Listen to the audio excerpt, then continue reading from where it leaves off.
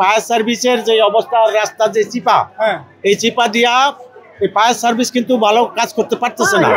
এখন দরকার হয়েছে হেলিকপ্টারের। এখন দুর্যোগ ব্যবস্থাপনায় যে উপদেষ্টা আছে, ওনার দৃষ্টি আকর্ষণ করতেছি, উনি যাতে দ্রুততম সময়ের মধ্যে অন্তত কয়েকটা হেলিকপ্টার পাঠায়া উপর থেকে পানি দিলে মোটামুটি ভাবে হয়তো এখানে নিরসন করা সম্ভব হবে। ফায়ার সার্ভিস পারতেছে না, পুরা এলাকা জয়লা শেষ।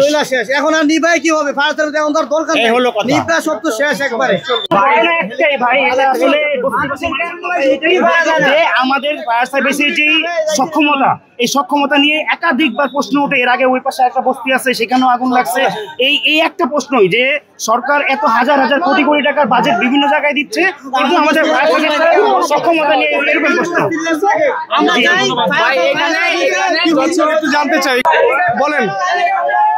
জি, বলছি যে বস্তি হিসেবে তো একটা প্রতিবন্ধকতা আছে, রাস্তাঘাট অনেক সরু, কিন্তু তারপরও ফায়ার সার্ভিসের সক্ষমতা নিয়েও প্রশ্ন থেকে যায়, বিতর্কিত অবস্থা তৈরি হয়।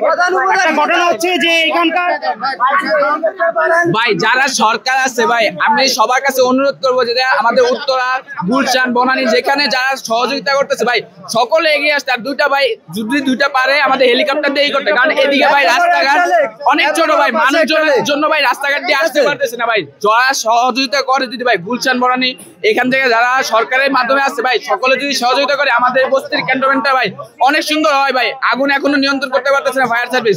এখন আমরাও ভাই সকলেই চেষ্টা করতেছি, কিন্তু তাও ভাই কাজ হচ্ছে না। যদি দুইটা অনুরোধ করা হলো, দুইটা যদি হেলিকপ্টার দেয় ভাই, আমাদের আগুন এখন নিয়ন্ত্রণ করা সম্ভব ভাই এখান থেকে। বাংলাদেশ নাকি ডিজিটাল আছে, কিসের ডিজিটাল?